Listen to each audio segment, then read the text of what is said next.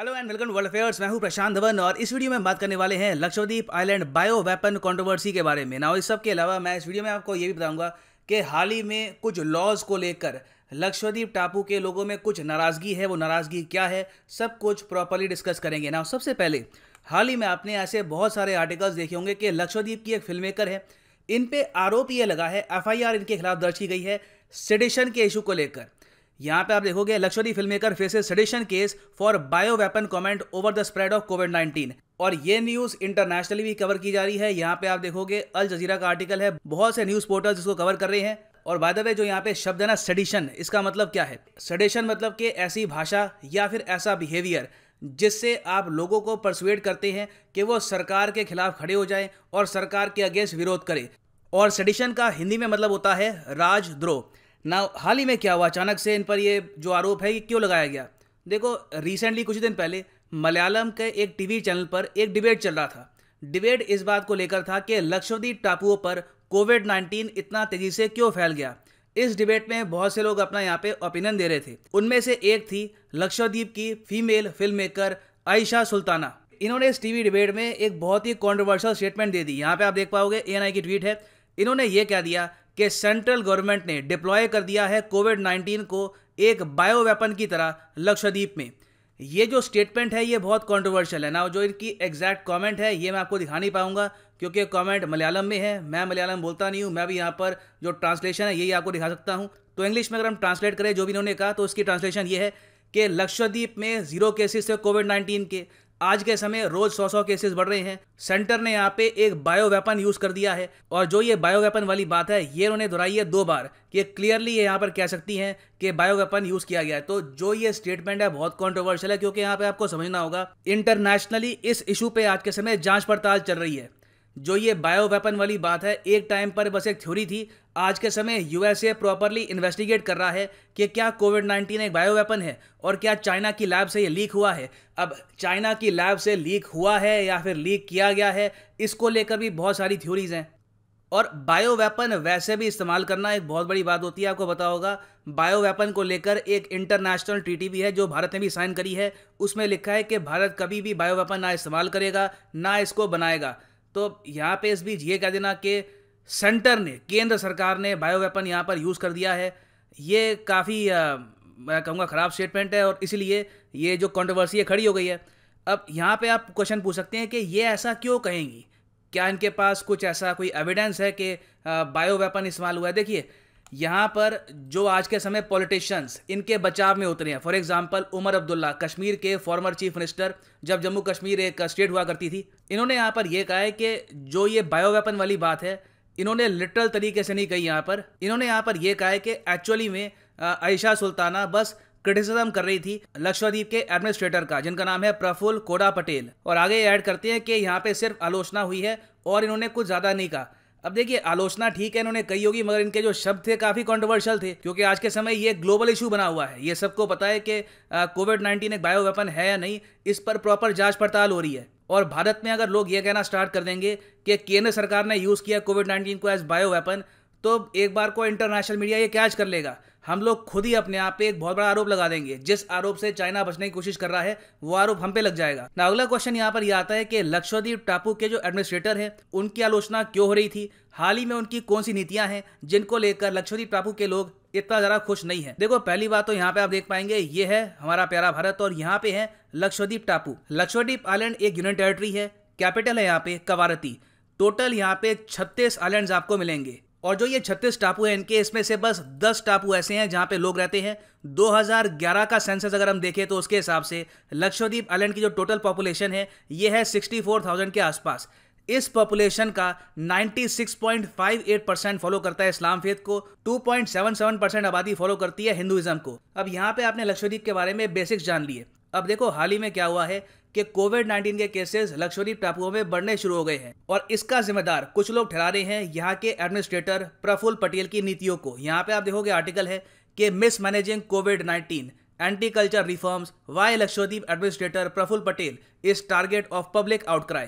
ना यहाँ पे आप पूछोगे कि लक्षद्वीप में चीफ मिनिस्टर नहीं होता, तो इसका आंसर है नहीं। यहाँ पे असेंबली नहीं है, यहाँ पे चीफ मिनिस्टर नहीं है, लक्षद्वीप आइलैंड में मेन जो अथॉरिटी है वो होती है इनके एडमिनिस्ट्रेटर के पास, जो है प्रफुल्ल पटेल साहब। तो इसलिए आज के समय जो केसेस बढ़ रहे हैं कोविड-19 के, उसकी जो जिम्मेदारी है वो भी ठहराई जा रही है इन पर। नाउ लक्षद्वीप के एडमिनिस्ट्रेटर पे जो लोग आरोप लगा रहे हैं, उनका यहाँ पे मेन तर्क ये है कि देखो लक्षद्वीप पे इनिशियली कोविड-19 के केसेस काफ़ी हद तक कम थे, क्योंकि इन्होंने कोची का मॉडल यहाँ पर यूज़ किया, केरला मॉडल यहाँ पे काफ़ी हद तक यूज़ किया। इसमें इन्होंने ये किया कि 14 दिन का होगा क्वारंटीन पीरियड ट्रैवलर्स के लिए, और जो ये 14 दिन का पीरियड है इसमें से 7 दिन बिताने होंगे कोची में। माना ये जा रहा था कि लक्षद्वीप में जो कम कोविड के केसेस हैं उसका मेन रीज़न यहाँ पर यही है, मगर हाल ही में जो स्टैंडर्ड ऑपरेटिंग प्रोसीजर है SOP, मतलब कि जो ये सिस्टम है इसमें कुछ बदलाव किया गया। जो ट्रैवलर्स हैं उनको ये कहा गया कि आपको बस RT-PCR टेस्ट नेगेटिव दिखाना है और यहाँ पे आप ट्रैवल कर सकते हैं लक्षद्वीप में। तो जो ये क्वारंटीन पीरियड है सिंस ये कम कर दिया गया है, इसकी वजह से देखा गया है कि लक्षद्वीप टापुओं में धीरे धीरे कोविड के केसेस काफ़ी हद तक बढ़े हैं। अब देखो यहाँ पर एडमिनिस्ट्रेटर की जो नीतियाँ हैं उनकी गलती है या नहीं है वो अलग टॉपिक है, मगर यहाँ पर ये कह देना कि एडमिनिस्ट्रेटर ने, सेंट्रल गवर्नमेंट ने एक बायो वेपन छोड़ दिया यहाँ पे इंटेंशनली, काफ़ी कॉन्ट्रोवर्शियल स्टेटमेंट है। मगर देखो जो पॉलिटिशियन आज के समय आयशा सुल्ताना को सपोर्ट कर रहे हैं वो यहाँ पर ये भी कह रहे हैं कि इनके गुस्से का कारण सिर्फ कोविड-19 के केसेस नहीं है और इश्यूज भी हैं। हाल ही में आपने सुना होगा कि केंद्र सरकार ने काफ़ी सारे नए लॉज प्रपोज किए हैं लक्षद्वीप टापुओं के लिए। ये अभी लॉज पास हुए नहीं हैं, मगर इनके ड्राफ्ट को देख के ही लक्षद्वीप में काफ़ी कंट्रोवर्सी खड़ी हो गई थी। ना ये लॉज कौन कौन से हैं? देखो एक तो काफ़ी बड़ा यहाँ पे लॉ है लक्षद्वीप डेवलपमेंट अथॉरिटी रेगुलेशन 2021, जिसकी शॉर्ट फॉर्म भी है LDAR। उसके अलावा 3 और यहाँ पे ड्राफ्ट लॉज हैं। एक है prevention of anti social activities regulation PASA, फिर है एनिमल प्रिजर्वेशन रेगुलेशन, और उसके अलावा पंचायत रेगुलेशन। ना इन सब लॉज का मतलब क्या है, ये लॉज क्या कह रहे हैं, ये मैं आपको बता देता हूँ। जो PASA है, यहाँ पे आप देख पाओगे prevention of anti social activities regulation, इसमें यह लिखा है कि लक्षद्वीप के जो एडमिनिस्ट्रेटर हैं इनके ऑर्डर पर एक व्यक्ति को 1 साल के लिए अप टू 1 ईयर डिटेन किया जा सकता है लक्षद्वीप की पुलिस द्वारा। हाँ, शर्त यहाँ पर यह है कि एडमिनिस्ट्रेटर को लगना चाहिए कि जिस व्यक्ति को डिटेन किया है ये पब्लिक ऑर्डर को हानि पहुंचा रहा है ना। इसको लेकर लक्षद्वीप के कई लोग यहाँ पर ये कह रहे हैं कि ये तो ड्रैकोनियन लॉ है, इससे बहुत ज़्यादा पावर आ जाएगी एडमिनिस्ट्रेटर के पास। ऑलरेडी लक्षद्वीप की जो पुलिस है ये कंट्रोल करती है सेंट्रल गवर्नमेंट। जो भी हमारी यूनियन टेरिटरीज हैं, चाहे दिल्ली ले लीजिए आप, या फिर पुडुचेरी या लक्षद्वीप, वहाँ पे जो पुलिस जो लॉ एंड ऑर्डर का इशू है ये संभालती है सेंट्रल गवर्नमेंट। तो PASA को लेकर यहाँ पे लोग नाराज हैं। फिर यहाँ पे इशू आता है एनिमल प्रिजर्वेशन रेगुलेशन का। ये लॉ ऑल टुगेदर बैन कर देगा slaughter of cows, calves, bulls और बुलॉक्स। इसको लक्षद्वीप में ये लोग मीडिया में कहते हैं कि ये है लक्षद्वीप का बीफ बैन। अब यहाँ पे सिंस ज़्यादातर जो आबादी है ये हिंदू फेथ फॉलो नहीं करती, तो ये लोग यहाँ पर ये कह रहे हैं कि बीफ इनकी कुजीन का काफ़ी बड़ा पार्ट है। उसके अलावा बीफ का जो इम्पोर्ट एक्सपोर्ट है वो एक काफ़ी बड़ी इंडस्ट्री भी है यहाँ पर। तो इस सब की वजह से लक्षद्वीप की जो इंडस्ट्री है ये भी हिट होगी। फिर जो पंचायत रेगुलेशन है इसके बारे में जान लो। पंचायत रेगुलेशन ये कहती है कि जिन लोगों के 2 से ज़्यादा बच्चे हैं वो इलेक्शन में नहीं खड़े हो पाएंगे। इलेक्शन कौन से इलेक्शन? पंचायत के इलेक्शन। और बाय द वे मैं ये क्लियर कर दूं कि इसमें ये नहीं लिखा हुआ कि जो लोग ऑलरेडी इलेक्टेड है पंचायत में, अगर उनके 2 से अधिक बच्चे हैं तो उनकी पोस्ट छीन ली जाएगी। यहाँ पर इस पर सिर्फ ये लिखा है कि भविष्य में जो भी इलेक्शन होते हैं वहाँ पे 2 से अधिक बच्चे वाले जो लोग हैं वो इलेक्शन में खड़े नहीं हो पाएंगे। और जो लक्षद्वीप डेवलपमेंट अथॉरिटी रेगुलेशन 2021 है, इससे देखो एडमिनिस्ट्रेटर को लैंड रिलेटेड इश्यूज में ज़रा पावर मिल जाएगी कि लैंड किसको एलोकेट करना है। कल को मान लीजिए कोई बड़ा यहाँ पे प्रोजेक्ट ओपन करना है तो एडमिनिस्ट्रेटर बहुत ही आसानी से ज़मीन प्रोवाइड कर पाएंगे डेवलपमेंट के लिए ना। जो ये सब कानून है क्या ये पास हो चुके हैं? तो इसका आंसर है नहीं। अभी के लिए जो ये प्रपोजल है ये अमित शाह जी की डेस्क पे है, मतलब कि जो होम मिनिस्ट्री है ये अभी क्लियर करेगी ये रेगुलेशंस को। उसके बाद ये जो रेगुलेशंस हैं ये जाएंगे यूनियन कैबिनेट के पास। यूनियन कैबिनेट को चेयर करते हैं प्राइम मिनिस्टर नरेंद्र मोदी। तो पहले इसको अप्रूव करेंगे अमित शाह जी, फिर अप्रूव करेंगे यहाँ पे union cabinet headed by Narendra Modi ji. उसके बाद जो ये रेगुलेशन है ये जाएगी प्रेसिडेंट ऑफ इंडिया के पास और उनकी सहमति के बाद ये लागू हो जाएगी लक्षद्वीप में।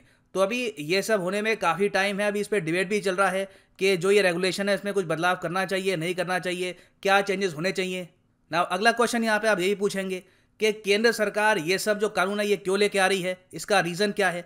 देखो रीज़न ये लोग यहाँ पे बताते हैं कि लक्षद्वीप को बनाना चाहते हैं एक बहुत ही बड़ी टूरिस्ट डेस्टिनेशन। आइडिया यहाँ पर यह है कि भविष्य में इंडियंस ना सिर्फ मालदीव जाएं छुट्टियाँ मनाने के लिए, वो लक्षद्वीप में भी जाएं। लक्षद्वीप को भी हम प्रॉपर्ली डेवलप कर पाएं एज ए टूरिस्ट हब। तो देखो इन इश्यूज़ को लेकर बिल्कुल लक्षद्वीप में कुछ लोग नाराज़ हैं, उनके कुछ और यहाँ पे व्यू पॉइंट्स है, वो अपनी जगह है। मगर यहाँ पे ये बात करना कि स्टेट बायो वेपन यूज़ कर रही है, चाहे ये बात मजाक में कही गई हो या फिर एक सार्कास्टिक टोन में कही गई हो, ये काफ़ी सीरियस एलिगेशन है, क्योंकि भारत, आपको बताना चाहिए, बायोलॉजिकल वेपन्स कन्वेंशन का एक सिग्नेटरी भी है। ये एक इंटरनेशनल ट्रीटी है जहाँ पे लिखा है कि ये सब देश जो यहाँ पे आपको दिखना है ग्रीन देश, ये कभी भी बायोलॉजिकल वेपन प्रोड्यूस नहीं करेंगे। कुछ देश है जिन्होंने इसको साइन नहीं किया। फॉर एग्जांपल यहाँ पे आप देख पाओगे एरिट्रिया ने इसको साइन नहीं किया। इंटरेस्टिंग बात यहाँ पर यह भी है कि इजराइल ने भी इस ट्रीटी को साइन नहीं किया। इसलिए आपने काफ़ी बार सुना होगा कि ईरान, हमास, हिजबुल्ला, ये लोग क्लेम करते हैं कि भविष्य में इजराइल एक बायो वेपन यूज़ कर सकता है इनकी आबादी को वाइप आउट करने के लिए। तो ये एक बहुत ही सीरियस मैटर है, कंट्रीज इस पे आरोप लगाती हैं। तो इसलिए हम आज के समय देख रहे हैं कि एक रिमार्क के बाद इतनी बड़ी कंट्रोवर्सी स्टार्ट क्यों हो गई है। एंड फाइनली यहाँ पर मैं ऐड कर दूं कि लाइफ में अगर आप एक बार प्रॉपरली अटेम्प्ट देना चाहते हैं यूपीएससी एग्जाम के लिए, तो आप परचेज कर सकते हैं अनअकैडमी का यूपीएससी कोर्स। सिंपली जाओ unacademy.com पे या फिर अनअकैडमी की ऐप डाउनलोड कर लो। यहाँ पर क्लिक करो अपने एग्जाम ऑफ चॉइस पर, for example UPSC, CSE, get subscription, और यहाँ पे आप परचेज कर सकते हैं प्लस या फिर आइकॉनिक कोर्स। जो प्लस कोर्स है 12 महीने का आपको पड़ेगा, पर मंथ 4125 का, मगर ये प्राइस कभी भी पे मत कर दे रहा। यूज़ करो यहाँ पे प्रोमो कोड PD10 और प्राइसेस और ज़्यादा कम हो जाएंगे। आजकल स्पेशल ऑफर भी चल रहे हैं, सो यूज़ दी स्पेशल ऑफर्स, और घर बैठ के फ़ोन पे, टैबलेट पे, कंप्यूटर पे कहीं भी आप देख पाएंगे अनअकैडमी के quality lectures to prepare for UPSC CSE. इसी नोट के साथ ये है वीडियो का अंत। Thank you for listening and as always God bless you all.